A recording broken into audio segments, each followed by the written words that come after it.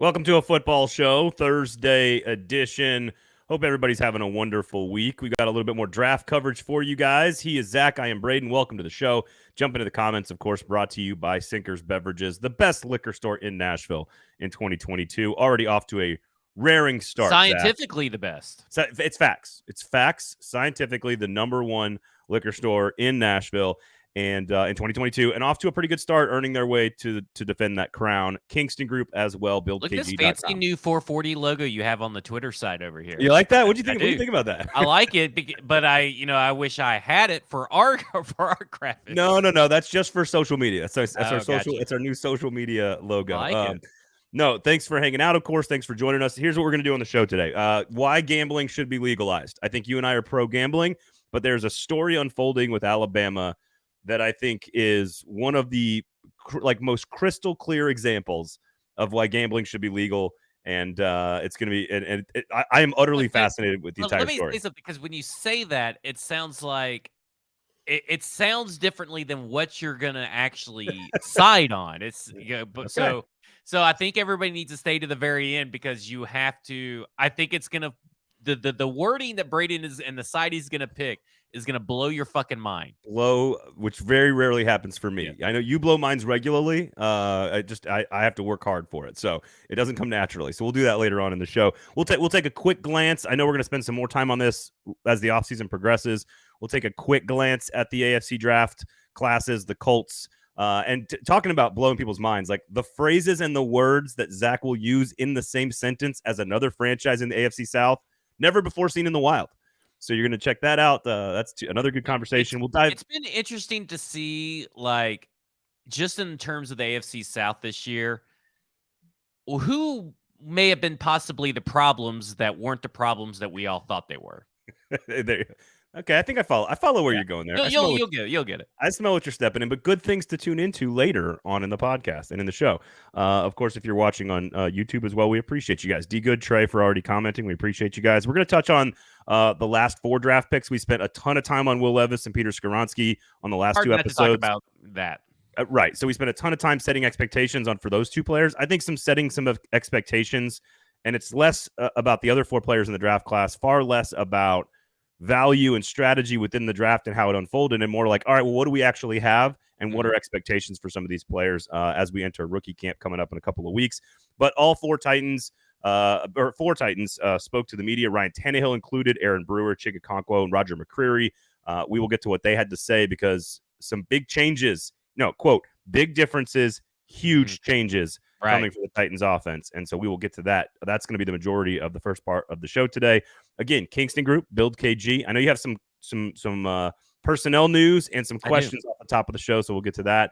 But Kingston Group, BuildKG.com, of course, locally owned and operated, award-winning custom home and remodeling firm. So make sure you check them out before you make any big decisions about your house.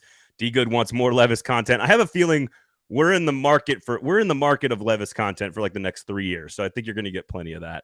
But Kingston Group, of course, and then Sinkers Beverages. Go into the store. I was in there last night. Can I say bubbles? That seems like, especially for champagne. I picked up some bubbles as well. All right, there you go. Here's the thing. I've saved so much money not being a wine person. Oh, yeah. Stick to the Marlborough region and get the what? Marlborough. It's in New Zealand. And get you Nobilo. $14.99 is the best Sauvignon Blanc you'll ever have. Sounds like you got pinkies up over there at I know wine. My family is a big wine drinkers, but I would never be caught dead saying vino. Well, here's the difference. Give me some Kim Crawford Sauv Blanc. I think it's also New Zealand. That's the one my wife drinks. So, but you can get both of those at Sinkers. So go to Sinkers. Apparently the stream is cracking up, but it's not on our end. All right, good now though, it says. So Tim, by the way, Tim, congratulations again on the new edition. Okay, so now I'll tell everybody, go to Sinkers, sign up for the in crowd. They'll track all your spending, and they will, of course, reward you for their loyalty. They'll be loyal back to you. There's got some really cool prizes coming for you, special allocations, especially if you're a bourbon guy. So make sure you check that out, or girl, I suppose. But go in there, check out Sinkers again. They're the ones who made that draft party happen. We got a lot of cool stuff planned for you guys coming up this summer. Okay, so You have there's some personnel moves. It looks like Ryan Cowden, VP of Player Personnel, is out for the Titans. So some quick news at the top of the show here from a player personnel standpoint, and some questions that I have not yet heard from Zach Lyons. Yes. Okay, so the Titans are hiring Falcons college scouting director Anthony Robertson as assistant GM per sources. He's second to get that title under Rand Carthon. Obviously, Brinker will handle the free agency, the salary cap. Robinson will handle the scouting operations. He's been around the Falcons for a while. Great, interesting story that I posted up on my Twitter about how he was a Jeep salesman and how he bugged Eric DaCosta about how to break into this business because he just wasn't happy. And he's like, well, you don't have a college degree and you've never coached football, so you can't do it. So he quits his job, goes to a community college, and then starts coaching a local high school team and works his way up from there because this is what he loves to do. And he's had a hand in scouting and or finding players, because I wish I would have put and/or, because everybody's like, oh, it's not that hard to find Calvin Ridley and Julio Jones, but he had a hand in scouting Julio Jones and Calvin Ridley, which are wide receivers. Please put that on your radar. That does matter, because as much as you want to say that it's not hard to do, people still passed on A.J. Brown, and the Titans didn't draft a wide receiver to the 7th round, so maybe a little harder than what you think. But he did have a hand in finding and scouting Devontae Freeman and Grady Jarrett in the later rounds as well, which have turned into be big finds for the Atlanta Falcons at different times. The Titans have also began restructuring. Obviously, you said Ryan Cowden is out. Max Curtis is the new player personnel coordinator. He was the coordinator for football admin and executive assistant to the executive vice president and GM last year. Bryce Wasserman is director of team strategy. He was staff counsel last year. And finally, Stretch is now director of football admin, football development coordinator last year. One step closer to being a general manager. So those were some of the stuff we wanted to get into. The Anthony Robinson thing is really awesome. I think he has future GM written all over his resume, all in his interviews and profiles, which is also good for compensatory picks later down the road. But it shows that Rand Carthon is targeting people like Chad Brinker and Anthony Robinson for guys that are going to be the next GM in this league, and they're on your staff. This is a good thing for the Tennessee Titans. I think you did a great job of laying out there that somebody has some experience finding wide receivers is probably a good thing for this organization moving forward. No matter how easy it may seem. No, some teams make it really hard on themselves. Yeah, I think John Stride getting closer to GM role is probably good for the team. He's already, in Vrabel's ear every single game. So, this guy knows what he's doing. Very well liked on the practice field by almost everybody. So, D Good, I am also a Mets fan, so I'm going to blame the cracking of the YouTube on Buck Showalter. So, yep. Sounds like it's a YouTube server problem. At least the communications between StreamYard and YouTube after it leaves our broadcast. So there's been a couple of different things that has popped up since the draft, and I'm going to start with this one because this one is a 2-part question, and I want to get your take as an observer of football, but also an observer of this team and its history, but also as a media member. Okay. And this is from a Jared versus Joe segment on 102.5, which is my favorite. 5 p.m. every Wednesday. It's my favorite thing to watch. And they Caroline asked each of them a question: is there a quarterback controversy with Will Levis and Ryan Tannehill?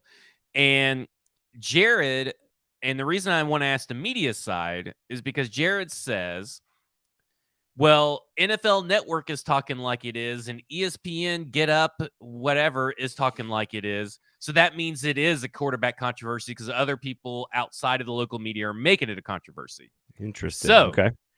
I want to get your take on both those.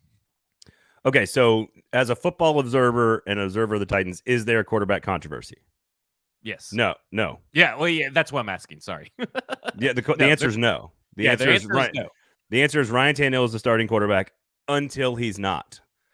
There is no, but we all know what the path is here. Whether it's at the end of the season, whether it's Will Levis beating him out in the course of the season, whether it's an injury, whether it's retirement, whether it's Like, we all know this is his swan song for the team, and he's the starting quarterback until proven otherwise, which is sort of how all NFL football players' lives work.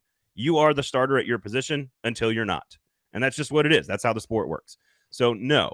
Now, when you ask from a media perspective, so like what makes Jared great at his job is that his job is to set up a topic that has two distinct sides, and for you in the car to be listening to have to choose a side, and that he goes all in on one side, which is also what all those talk shows on ESPN and Fox Sports and NFL Network, like that's what they do too, because to keep you engaged, you have to be on a side, and then you need two people debating that side, which is also why Rexroad and Stillman work well in that segment, because it's just going to be an argument, and then you as a listener have to pick a side and therefore are not changing the channel. And their goal is for you to not change the channel, not for Jared to be right, not for Joe to be right. Their goal is to keep you listening. Full stop. That's it. So does that mean but does that what he's saying? The media dictates whether there's a controversy or not, despite the fact that there is no controversy. No, so the reason I say all of that is to lay out the goals of ESPN and Fox Sports and 102.5 and 104.5 and every other. Their goal is not to ask the question that is the smartest or the question that's the most realistic. Their goal is to ask the question that gets you engaged the most, right? Like, it's not like if you gave Mike Vrabel truth serum and ran Carthon, and they're probably sitting there going like, well, no, we drafted Will Levis. Ryan Tannehill's our starter. And until Will Levis is better than Ryan Tannehill's our starter. That's it. It's not controversial. Or trade him. Or trade him or cut him or whatever may happen. Or maybe they remove his ACL too. I don't know. Like, you just don't know. That's not a battle in camp. Yeah. Like, and so what Jared's job is, and what ESPN's job and what the media's job is not, that doesn't dictate what's happening in the facility. The media we're all out here having our own conversations about stuff. Like, this is why I think Mike Vrabel was trolling us with Treylon Burks last year. Like, I think the whole asthma gate thing, I think he was like, hey, Rob, why don't you tell him that it was asthma? Okay, so but here's the other thing that popped up on my news feed this morning, and then I quote tweeted it and said to take off your two-tone blue glasses, or there should be an age limit on who gets to vote in polls on Twitter. But there are a large segment voting in a poll, and in my replies saying that Derrick Henry is a top 10 running back in the entirety of the NFL history. What are your thoughts on that? Wow. Geez, I'd have to really, I mean, my first response is probably not. Yeah, I mean, I got through like 15 right off the top, yeah, in my head. And then I don't know what all order they're in, but there's at least 15 better running backs. Now, like, we're not talking peaks. You got to talk career. Like, you cannot talk peaks. That's ridiculous. All right, here's a good example of where my head goes on this, because I hate top 10 lists. I hate GOAT debates, because I'm the kind of person who doesn't think that Tom Brady is clearly the greatest quarterback of all time. I just don't. I think he's the most accomplished quarterback. Yeah, exactly. And he's one of the greatest on the top tier. I think it is impossible to compare eras and generations. How do you compare Gale Sayers and Jim Brown to Emmitt Smith and Barry Sanders to Adrian Peterson? And how does Earl Campbell and Derrick Henry stack? Like, Emmitt Smith, to me, Derrick Henry is a significantly better running back, in my opinion, than Emmitt Smith. But the numbers don't say that. So I wouldn't have put Emmitt Smith in my top 10, but I've seen a lot of people do. I agree with you, but like Marshall Faulk, I think a guy that gets a bad rap is Curtis Martin. Nobody ever talks about Curtis Martin. Really, I mean, talk about availability, like that dude. Yeah, for sure. But like Derrick Henry has a chance to be in the top 10 and get in that top 10 position, but he's kind of on the wrong side of 30 to get there, and the odds are against him. But I think how about this? Here's what I would say. And this is kind of the conversation about Derek Mason versus AJ Brown. Derek Mason's the greatest Titans receiver of all time. AJ Brown's the most physically gifted. Mm-hmm. I would say Derrick Henry is one of the most physically gifted human beings to ever play the running back position in the history of the sport. Maybe one of the top 10 most physically gifted of any position. Maybe I'd put you're right. Him, Aaron Donald, Terrell Owens would be in there. because again, Herschel Walker, Bo Jackson didn't have great careers, but they're two of the most physically gifted players to ever play the position. I would put Adrian Peterson on that list. I put Jim Brown on that list, and I might put, frankly, Earl Campbell might be on that list. But Derrick Henry's definitely in the top 10 of that. Is he one of the top 10 greatest running backs? Like, he's not better than LaDainian Tomlinson. No. I would take Marshall Faulk over Derrick Henry. A lot of people are really dismissing Adrian Peterson's career, too, I've seen in a lot of this stuff. Adrian Peterson is the freakiest of freak humanoids ever. It's kind of ridiculous. I just wanted to get your takes on that. We can get to the real stuff. Yeah. I would say he is, again, he is among the greatest running backs of our generation. And that's all that's the only way I think you could define players. Were you the best at your position, among the best at your position during your playing career? Yes. That's how you should evaluate players. And Derrick Henry is one of the best running backs on the planet during his career. Correct. That's it. All right. So that brings us to one of our main topics today, of course, on the show, brought to you by Sinkers and the Kingston Group, our two amazing and awesome local sponsors here, Zach. The defending champs, as we mentioned, Sinkers Beverages in East Nashville, Bluegrass up there in Hendersonville as well, Uber Eats, search Sinkers for all your beverages needs. All your beverages needs. They'll send the booze directly to your house. They'll drive so you can drink. Exactly. Better than I'll do the ad read. That's for sure. But sign up for the in-crowd, of course, all kinds of VIP allocations. Really beautiful store location, great floor, the whole deal. Lots of selection. One of the best beer selections you'll see in town, and a lot of cool prizes coming from them. Again, the best liquor store in Nashville. I don't know why you wouldn't shop there if you're shopping at the best possible store. BuildKG.com for the Kingston Group as well. Nose to tail operation. Just have a conversation with them before you make any big decisions about your house. The Kingston Group, Nashville's locally owned custom home and remodeling firm, award-winning, I might add, as well. All right, our main topic today on the show, we'll get to some Titans prospects a little bit later on, but and maybe wrap around the AFC. We'll talk about some stuff. But quickly, like, the main topic is, what did we learn from the Titans who spoke? Ryan Tannehill, Aaron Brewer, Chig Okonkwo, Roger McCreary. There's a lot of stuff about Keith Carter and the coaching staff, Zach. But I think the biggest takeaway from this is how different and new this Titans offense could be. Quote, big differences, huge changes, new routes, new ideas, new concepts. Chig Okonkwo said we're going to outflank some people. Aaron Brewer talked about getting in and out of the huddle faster. Your reaction to hearing all these guys kind of surprisingly being very open and candid about how different this offense is going to be for the Titans in 2023.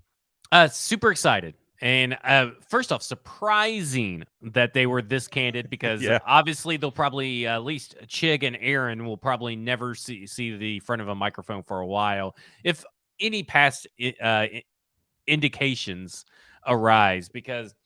But I was also kind of surprised that Ryan Tannehill did the same thing. So maybe there is something to it. Maybe this is the new era under Rand Carthon, under Mike Vrabel. We're not afraid of what you may say out there, because nobody really knows what's going to happen. What does, having speed mean? What does up tempo mean? That's not going to be any different than what most offenses run.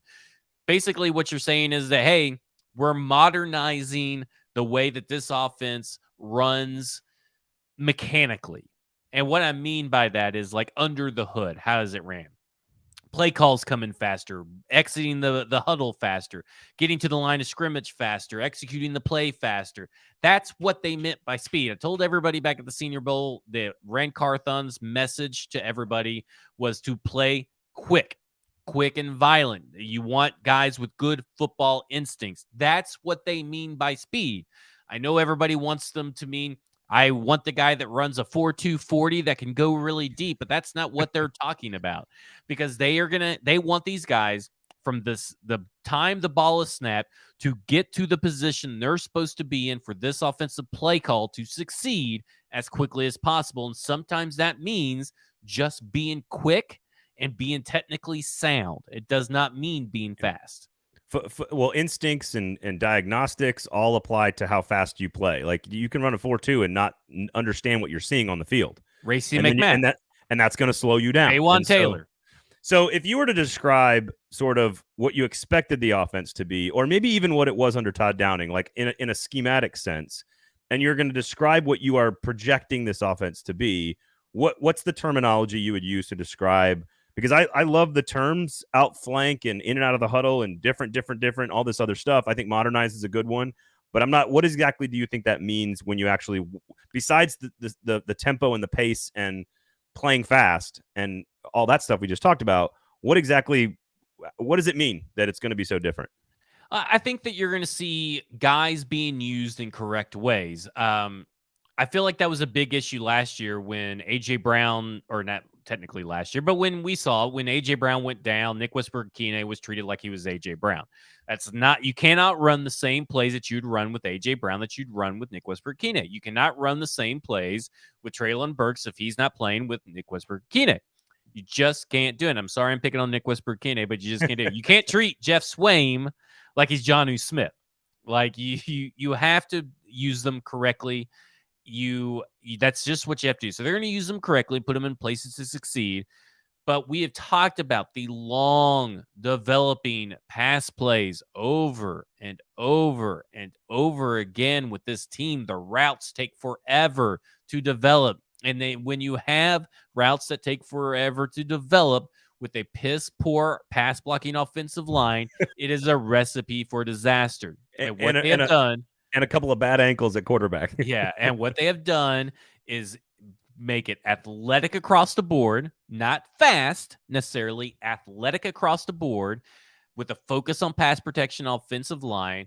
And basically, you're going to see quick routes, lots of crossers, lots of availability, lots of sitting in zones or taking advantage of the middle of the field a lot quicker than what they have been. They're not going to be trying to run these deep routes with Nick Westbrook-Ikine and Chris Moore on the outside. It's going to be guys crossing and using leverage to their advantage. So again, when you think about McVay and LaFleur and Arthur Smith and Todd Downing and now Tim Kelly, we certainly see the evolution of the offense. I just am curious what that means out flank. Like, is that about Taj? Is that, and we're going to talk about some of these players, but like Tyjae Spears on quick out routes? Is it using jet sweeps? Is it more of a spread the way we thought about? I would say something. God, fuck, no more jet sweeps. Like no more jet sweeps. You didn't I can't take it. No PTS more jet Chigakonkwo, Malik Willis jet sweeps. I'm out. There's not a guy on this team that can run a jet sweep besides Treylon Burks, and I don't want him running jet sweeps necessarily with the makeup of this team right now. He needs to be a threat down the field. And Tannehill kind of said this, like, get the ball out of my hand fast. Yes. Play action and like run the ball as well. Like he kind of said all the things. I am fascinated to know how different it is. I think we expected terminology to be different, and I don't think this has a very big impact on Will Levis. I expect terminology to be adjusted. Like, you know how it adjusts from coach to coach, even if it's the same scheme, but they kind of made it sound like it was going to be the same scheme with a few new wrinkles. Now it sounds like a totally different scheme with a few old wrinkles. A whole new offense. Everything's new. Yeah. Again, you still have Tannehill, you still have Henry, so you're not going to go too far away from what those two players do extremely well. Yeah, for now. For now. You're not going to go too far away from what those two players do well.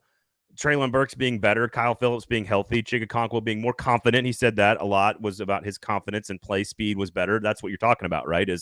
The more confident you are, the faster you know what you're seeing, and then you react faster, you play faster. That doesn't mean your 40 time changed. And so that is it's being confident in your own abilities that Chigakonkwo was very open about, and actually had to take like a long pause before he actually answered that question. Clearly very, thinking through it very specifically. I think Titans fans should be excited about all of this stuff. We have no idea if it works. I would argue that through the draft and free agency, every single position group on the offense has gotten better. Mm-hmm. Even the wide receiver core, technically, I think it's maybe not same. Like, a lot of people say it's worse, but I technically think it's just the same. I mean, Chris Moore and, Colton Dowell. And are we really going to give Robert Woods a lot of credit for what he did last year? Like, come on.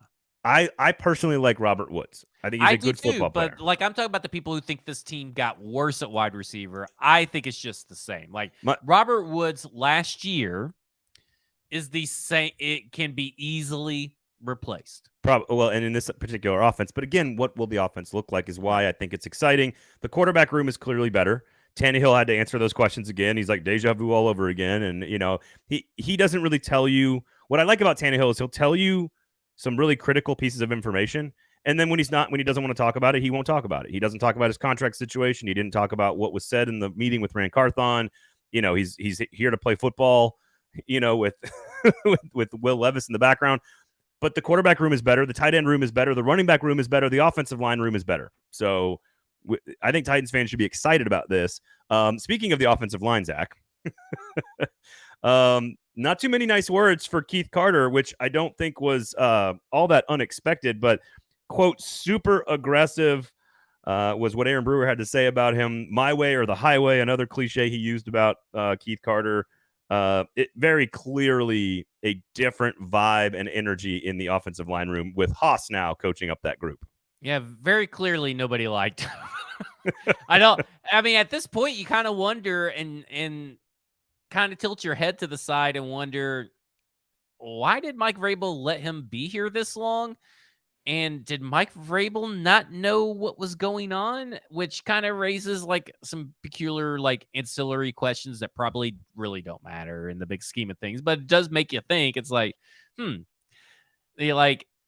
you think the whole Dylan Radins fiasco, Dennis Daly starting the whole season, like you would think that Mike Vrabel would be able to sniff out the bullshit, but like maybe Vrabel's got that. He's got that old school sort of like my way or the highway vibe too. Yeah, so did J-Rob, frankly. Seems weird. Like any respected football coach should know that Dennis Daly is not good. But then you have GM Monty Austinfort signs him to a contract. So, what the fuck do I know, I guess? How about this? Haas is a human being who has the ability to communicate and listen to other human beings in a human way. That's a big thing, right? Because he says to Aaron Brewer, there's a lot of give and take. Aaron Brewer says there's a lot of give and take, a lot of open communication between him and Coach Haas, and there's been open communication between Coach Haas and Jalen Duncan, open communication at pro days all the way across America. And you got to say it, I know it could just be blowing smoke up our ass, but it was the best interview of any of the coaches that Mike Vrabel had. And sometimes that matters. It's a lot easier to go to work and want to do your job for a guy that is pretty fucking good to you.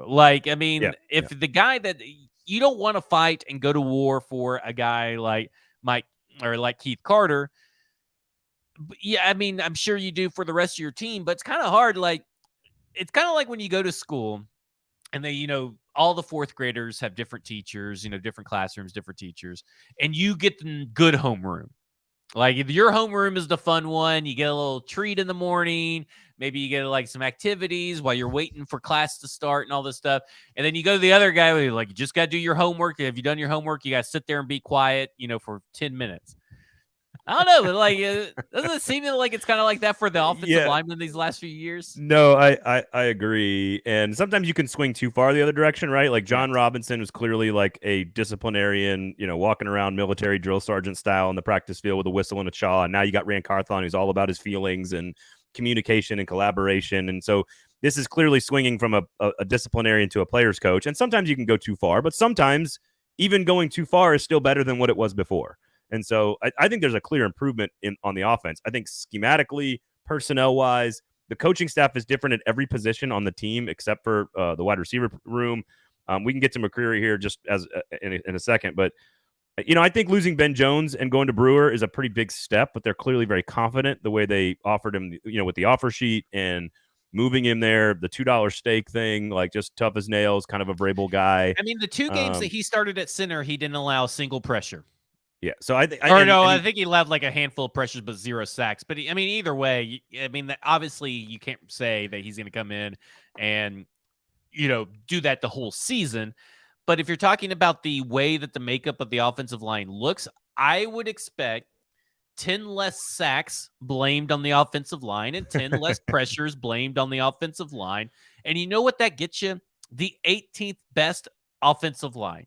That's how easy it is to see significant improvement. And doesn't the 18th best offensive line make it to the playoffs last year? Probably. Well, with this defense and a healthy Tannehill, probably.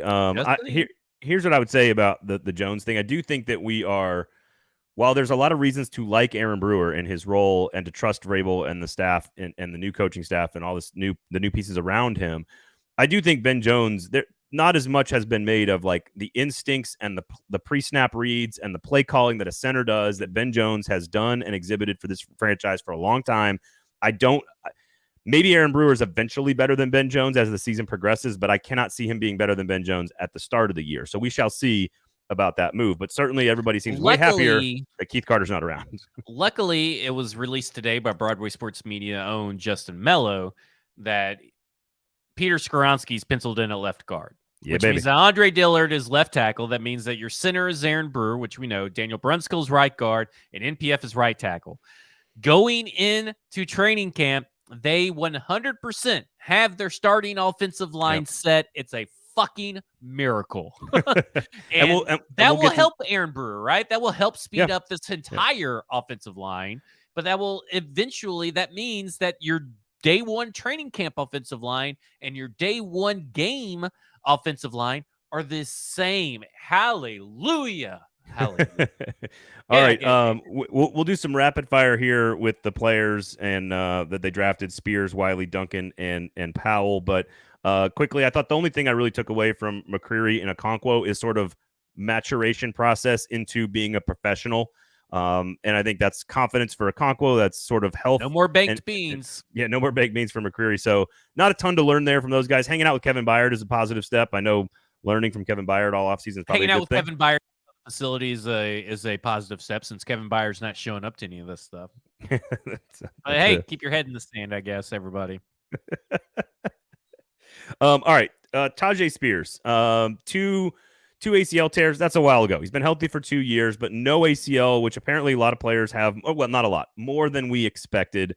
Mark Burnell famously did not have players. I didn't know that. Again, very interesting. Mark Burnell famously did not have an ACL. So there is some concern long-term about the health of the knee, but there's not really any concern short-term. And I think let's set some expectations for each one of these players here as we kind of go through the other four. If you want to hear about our thoughts on Levis, you got Football and Other Efforts. You got the Monday edition of a football show brought to you by Sinkers and Kingston Group and Skoronski as well. We've got two pods already about that. So let's focus real quickly here on these four guys in the back half of the draft. And I do think you've been high on Spears for a very long time. I'm big on Spears as well. I think this is a guy who's an immediate contributor. Dontrell Hilliard had about 4 touches per game and about 350 yards. I think if you look at not a miniature physically, but like Aaron Jones from Green Bay light, a guy that's not going to get a heavy workload, that's going to be a complementary piece that allows them to play faster with Derrick Henry as a complementary piece on the same field at the same time, but also then can take over for Derrick Henry in 2024. I think he plays all 17 games and could be one of their more dynamic pass catchers and could score 5, 6, 7 touchdowns and be a very, very solid contributing member of the offense. I think that should be the expectation for Tyjae Spears because the guy can play football. He's a good football player. A considerable role. I mean, I don't see how he's not running back 2 on the depth chart right away, to be honest with you. I know how Mike Vrabel plays those games to frustrate everybody. But, I mean, he's just clearly a better talent than Hassan Haskins as a prospect. Yes. If they both came out in this year's draft at the same time, Tyjae Spears would still be your running back 5, and Hassan Haskins would be somewhere down the road because, I mean, Tyjae Spears is a top 5 running back post ACL tear. Post not having an ACL, both seasons he was a top 5 running back. Go debate a wall. So it does not he's fucking injured and hurt currently is a fallacy. He's not currently injured. He's not currently hurt. He's playing with like one toe tied behind his back or something. I don't know that's Levis. That's Levis. Yeah, it's utterly ridiculous. I look at with a more shift in work share towards Derrick Henry, towards him, Deontay Foreman, and Dontrell Hilliard, and their work share when Derrick Henry went down would be what your expectation should be. Yep. Now Derrick Henry's going to get a little bit more of that share pushed his way because he should. But why couldn't you have maybe a Spears Timber and a D Henber in the same season? Just throwing it out there. Oh, come on with that crap. Listen, Skoronski starting all 17 should be expectations. Will Levis starting in 2024 should be expectations. Tyjae Spears is one of the only other players in this draft class that is absolutely expected to contribute in every game in 2023. There's no question about that. And I think he does the things that we have sort of this team has been looking for. They drafted Hassan Haskins in the 4th, Darrington Evans in the 3rd. They've been looking for the complementary piece to Henry for a long time. They also know they need a succession plan behind Henry. And now we're talking about the offense. We just got done talking about this, like speed, tempo, outflanking people, et cetera, et cetera. This is what Spears brings to that offense. And you don't have to be a starter RB1 to still be a contributor who touches the football a whole lot. There's lots of backfields in the NFL. I mean, you Aaron Jones, A.J. Dillon. Before that is Aaron Jones, Jamal Williams. You have everybody in San Francisco that's ever touched the ball in the running backfield. The Shanahan offense is all about just plugging in people. But I go back to the Alabama offense, and you talk about all the running backs. I mean, from 2008 to 2022, maybe these last 2 years are a little shaky because they've gone more senior transfer heavy. But it used to be the old guard and the new guard right behind them. Glenn Coffey, Mark Ingram, Trent Richardson, Trent Richardson, Eddie Lacy, TJ Yeldon, Kenyon Drake, TJ Yeldon, Derrick Henry, Kenyon Drake, Damian Harris, Bo Scarborough, Damian Harris, Josh Jacobs, Najee Harris, Brian Robinson. Like, all those guys got drafted. Man, there's not a single undrafted. I think was Bo Scarborough. He may have been undrafted. I think he went late, but yeah, but like, what are those guys? They're all drafted, and it works. Like, this stuff works, and you should be happy that you are not tying yourselves to another bad running back contract. And let's be honest, the Derrick Henry contract is only bad because it got messed with by John Robinson. And you should have paid Derrick Henry because Derrick Henry is a freak of nature at the running back position. I honestly, the A.J. Dillon, who is a 250-pound between the tackle bruiser, and the Aaron Jones comp is actually exactly what you want. I just think you switch the roles. Ezekiel Elliott, Tony Pollard. You just switch the roles, right? Like A.J. Dillon is the number 2 and Aaron Jones is the number 1. They're the exact same players, Henry and Spears. You just switch the roles, and Henry's the number 1. Spears is the number 2. Josh Wiley, of course, which is, again, they were targeting a tight end that could play between Chigakonkwo and Wesco. Wesco's the blocker. Chig is the star. Do they have somebody who can do a little bit of both? And they go get a guy like Wiley, who I think is technically a tight end 1 at his position. That is not tight end 1 on the team, but a big athletic guy with a lot of size who played off the line a lot more at Cincinnati. He needs to work on his inline blocking, but this is a big guy at 6'7" that can move around in the field and can catch passes and can kind of fit that between role of Wesco and Okonkwo. If you have a dart throw to throw at any position in the later rounds on day 3, that dart throw should totally go to your super athletic tight ends. It is just proven by data that essentially, and I wish I could find the tweet and credit the right person, but essentially what they said, that if you want a high hit rate in your day 3 picks, athletic tight ends is where you spend your pick. And it works. Chig was an athletic late round tight end. George Kittle was another guy with great tape. These are the guys where you want to do your dart throws to have the best chance of hitting a bullseye. And I think that with the way that this team is currently constructed, because they knew that this team was not going to be able to find the appropriate pieces for wide receiver in the free agency class and in this draft class, they could not find the value. So they're going to run a lot of 12 personnel, which requires the tight end to be on the 2 tight ends to be on the field. And they're going to be throwing them the ball more than likely. So they need athletic pass catchers. And Trevon Wesco, unfortunately, is not that. They need an extra running back. They need all the pass catchers to get it. And I get that's not a wide receiver. That is the going theme in this draft. I understand it's not a wide receiver, but the wide receiver values, according to the NFL, were not there in these day 3 rounds. Yeah. What's interesting is I think you could expect him to make a few big critical plays in the passing game in like the last 5 or 6 weeks of the season. I think that's where you can look for him to grow into his role. And then next year, it's him and Chig as sort of like the 1-2 tight end punch, right? I mean, I think that's the best. Yeah. Contributor in 2023, starter in 2024. Yep. Jalen Duncan, of course, very athletic, tackle out of Maryland, 6'6", pedigree, played a lot of games at Maryland. This guy's got a ton of upside. He was probably drafted much later than a lot of his sort of early projections would have said. To me, the expectations for him, and again, we're talking about 5th, 6th, 7th round players here, so they should not be all that high. If he is their 4th tackle, at the end of camp and makes the roster, I think that means it's a good draft pick. And I think that means he's got the potential to grow and build on what is a pretty athletic set of traits. Well, he was number 92 in Jeremiah's top 100. He was the final top 100 player, and he was drafted in the 6th round. So there's tremendous value. And I think most consensus boards would say the same, that this was a tremendous value pick.